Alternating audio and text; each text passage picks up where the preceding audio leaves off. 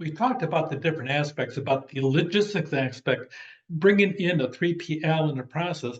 We also talked about the idea of having supplier integration with the retailer and the distribution of point of sale information so that way the supplier can have it. Let's now talk about that person in the middle a lot of times, that distributor, integrating them.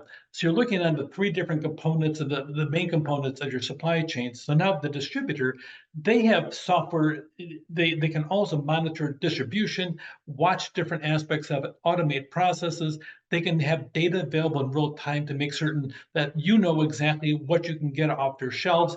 If they happen to have multiple different products, even ones you don't carry sometimes, they might have it available to you, and all of a sudden you can expand your supplies in your store if you're paying attention to where you're having your sales. If you have a bubble in a certain area, boom, you can only have that over there. So it depends where you're at. The VF Corporation, they have a lot of well-known brand names, Wrangler, Lee, and so on. And they began their program of being in the middle out there in 1989. Currently, about 40% of his productions handled by some type of automatic replenishment scheme.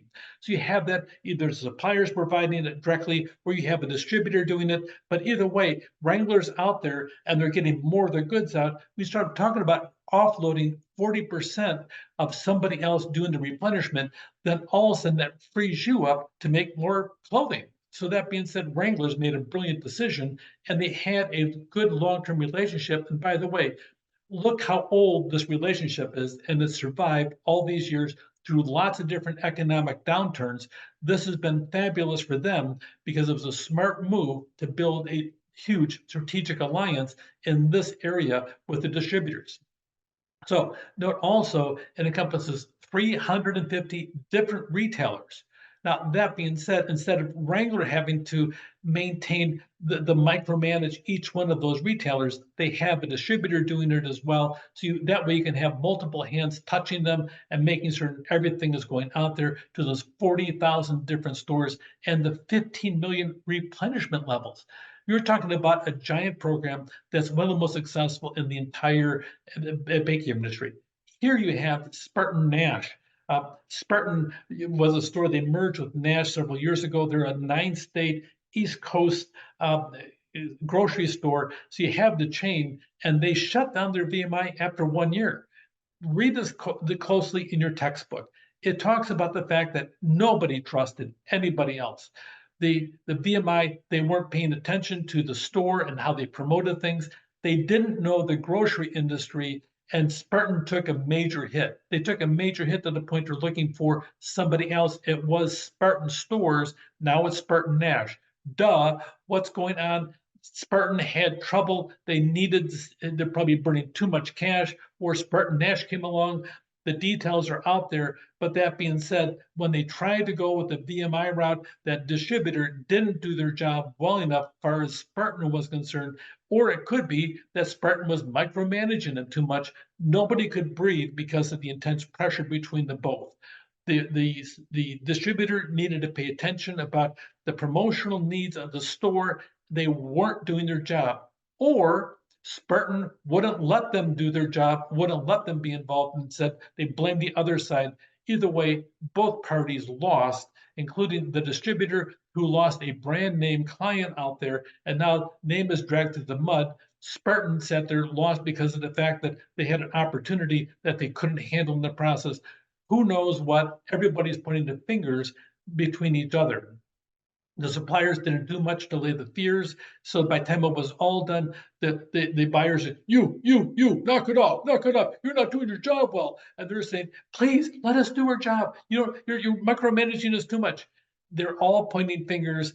By the time they were done, it simply didn't work out.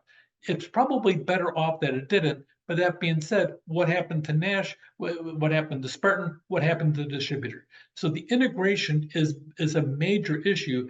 You want to make certain that you're treating your distributor as an important partner in the supply chain, as well as the supplier, making certain you're talking to each other and making certain you're sharing the appropriate information and keeping it secure in the entire process. They rely a lot, the distributors, on the manufacturer to supply the necessary parts and expertise.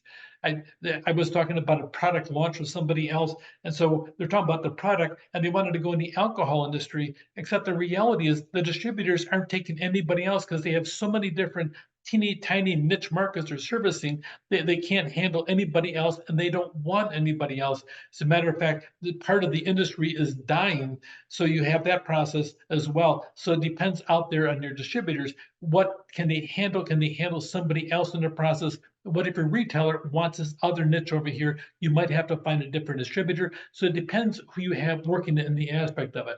So effective distribution network, it can't always meet the challenges that you hope it'll have for a real honest to goodness distributor integration. A rush order might be impossible to meet from a delivery. I was in retail and we had our corporate warehouse, but I typically dealt with this small little vendor in when I was in another state. And so I would call up this other company, I would pay more money, but I'd have it on my shelf and I'd have it right there for my customers because I wanted to make certain my shelves always had something there. So even sometimes you pay that premium price to get it locally, sometimes it's better because you're going to make some money off of it, not as much as from the corporate if the corporate can't meet the inventory. Rush orders and having something for a contingent aspect to fall back on is always a positive thing. Types of dealer integration, inventory pooling, that's part of the distributor network. Make sure you have that opportunity and having dealers that are contractually bound, okay, to deliver certain parts at a certain price is always a big deal. Otherwise, they may jack up the price when you're in a crisis and they know it, saying, well, that's our current cost right now and everything else. You want to have that good, solid service level for your customers at the end. Who can meet the technical service requests, steer them to distributors best suited to address them. Sometimes some distributors can't do it. As I mentioned before, technology is becoming a bigger part of the supply chain. Look for, here's an example, Centers for Excellence for Ultra. Okay, it's a Dutch holding company. They had 70 electrical wholesale subsidiaries, and really by the time they're all done, they do a really fabulous job, especially over in Europe. Sometimes distributors don't want to be part of a system. They want to sit down and maintain their own autonomy in the process. So sometimes the distributor might rely on other distributors to be part of it, and they don't want to sit down there and be locked up with a competitor. They want to be sole source sometimes, so they pay attention to what's out there, look at responsibilities. Sometimes people don't want to give away some of the different parts that makes their distribution unique. They want to sit down and be the sole source if they can do it. Otherwise, if there's multiple people involved, they may back off from that. So in integration, it requires a large commitment of resources and efforts for the manufacturer, having that alliance there, and also making it long-term and trust between the participants. Trust on all this chapter is a big part of it, and trust is really only built up, and it doesn't matter what textbook you read. The reality is trust comes with knowing people for a period of time, with numerous transactions that they've kept their word on. Keeping your word is paramount in any kind of contract relationship that you have.